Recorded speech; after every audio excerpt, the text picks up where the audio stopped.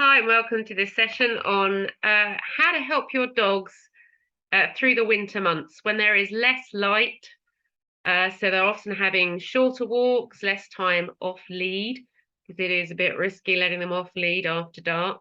The weather is colder and wetter, less pleasant for you, and you might often be cutting their walks a little bit shorter. And don't forget as well that our houses are often cooler, especially during the energy price crisis. So here are some quick tips for helping your dogs through the winter months. So here's a one that I feel quite strongly about. Get your dog in a little high-vis jacket and a light-up collar for walks at night. It's a brilliant little safety intervention. It just means if they suddenly pull into the road, they can be seen by a car. And I particularly like the light-up collars that are rechargeable through a USB port, and they last for years because you only really use them for a few months each year.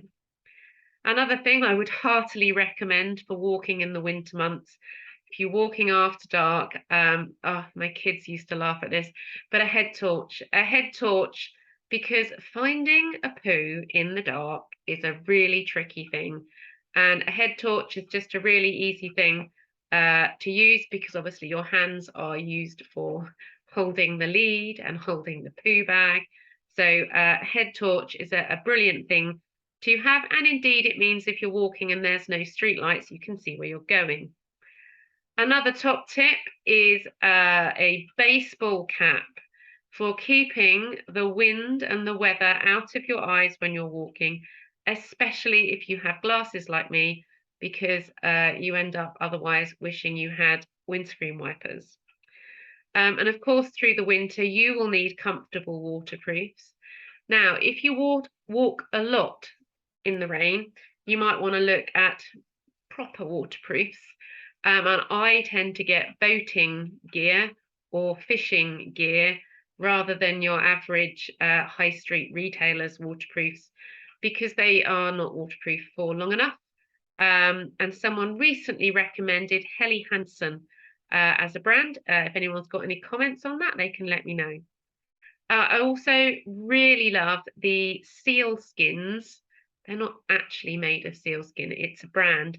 Sealskins waterproof gloves because they are grippy and waterproof. So if you are training your dog, you can hold treats still. Otherwise, when it's really foul weather, your hands get entirely frozen.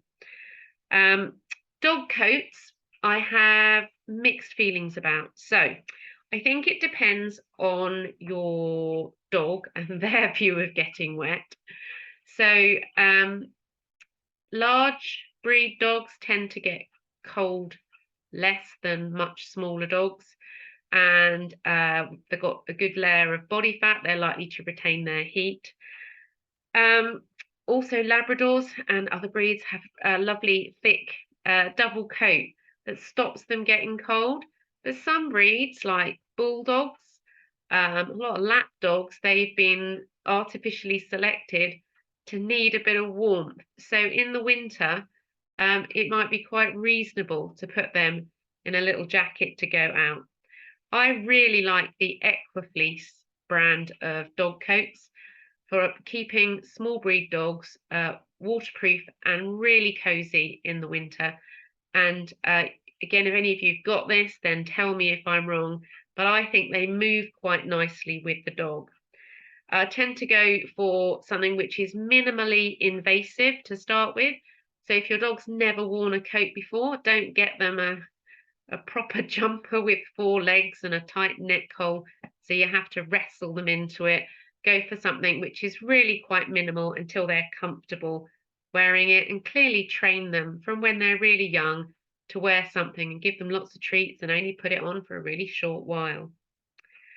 One thing though, I would definitely recommend, I've discovered this quite late in my dog ownership life, is a dog drying coat. So if you are going for walks and it is really raining on you, a dog drying coat, especially for thick coated, large breed dogs, you can towel them off outside and then wrap them all the way up when they come in. And if they try and shake off up your furniture and up your walls, it doesn't work. So it's very satisfying when the guys try and do it. You still do have to towel them off, especially feet and round their heads, but it means that they can be wrapped up for 10 minutes with a Kong in their crates, and you don't get smelly Labrador all over your house.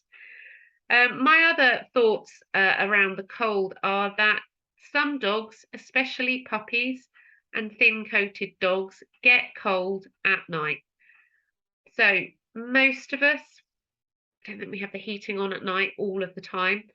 So it would be quite reasonable for your dog to have extra blankets over the crate and in the crate to help them keep really, really warm. And if your dog isn't in a crate and they're just laying on a bed, if they are a thin-coated dog and they start waking at night, it will be because they are cold.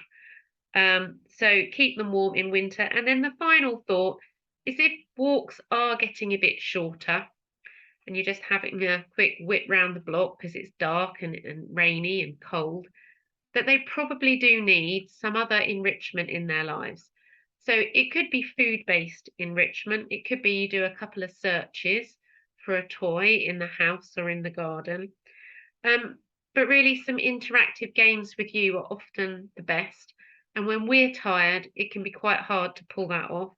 I like to do little bits of training with my dogs because they really like, actually, I'm going to correct myself. Annie really likes spending time like that with me.